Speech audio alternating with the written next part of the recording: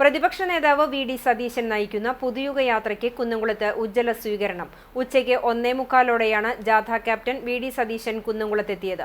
വടക്കാഞ്ചേരി റോഡിൽ നിന്ന് തുറന്ന വാഹനത്തിൽ കയറി നഗരാഭിവാദ്യം ഏറ്റുവാങ്ങിയാണ് ജാഥ ക്യാപ്റ്റൻ സ്വീകരണ സ്ഥലത്തെത്തിയത്.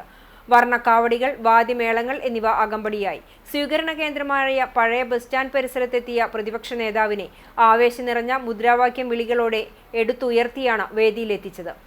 അഴിമതിക്കും സ്വജനപക്ഷപാതത്തിനും വർഗീയതയ്ക്കും എതിരെയുള്ള ജനാധിപത്യപരമായ തേരോട്ടത്തിൽ കുന്നംകുളത്തിന്റെ കോട്ടക്കൊത്തളത്തിൽ ഐക്യജനാധിപത്യ മുന്നണി ത്രിവർണ്ണക്കൊടി പാറിക്കുമെന്ന് വി.ഡി. സതീശൻ പ്രസംഗത്തിൽ പറഞ്ഞു.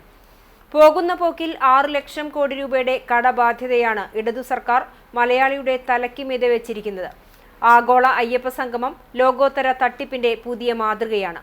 600 പേർ കഴിച്ച പ്രഭാത, ഉച്ച, രാത്രി ഭക്ഷണത്തിന്റെ കണക്ക് മാത്രം മതി അടിച്ചുമാറ്റലിന്റെ ആഴം മനസ്സിലാക്കാൻ എന്ന് സതീശൻ പറഞ്ഞു. ഇല്ലാത്ത ഭജന സംഘത്തിന്റെ പേരിലും മറ്റ് വ്യാജ കണക്കുകൾ ഉണ്ടാക്കിയും പണം തട്ടിയെടുത്തിട്ടുണ്ട്.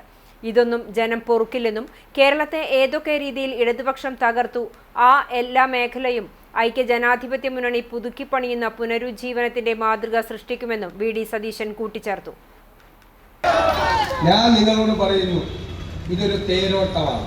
ഈ തേരോട്ടത്തിന്റെ മുന്നിൽ തകർന്നു വീഴാത്ത ഒരു കോട്ടയുമില്ല. ആരെങ്കിലും കോട്ട കെട്ടിയിട്ടുണ്ടെങ്കിൽ കുന്നംകുളത്ത് ആ കോട്ട ഇടിച്ചു നിരത്തി ഐക്യ ജനാധിപത്യ മുന്നണിയുടെ കോട്ടയുണ്ടാക്കാൻ ഞാൻ നിങ്ങളെ ചുമതലപ്പെടുത്തും. ഏറ്റോ അത് വിശ്വാസത്തിലെടുത്തുകൊണ്ട് ഇവിടെ ഇന്ന് അട്ടിച്ചയ്ക്ക് മണിയത്രേ 2 മണിക്ക് ഈ പുരി വെയിലിൽ എന്നെ വിസ്മയിപ്പിച്ചുകൊണ്ട് നിങ്ങൾ നടത്തിയ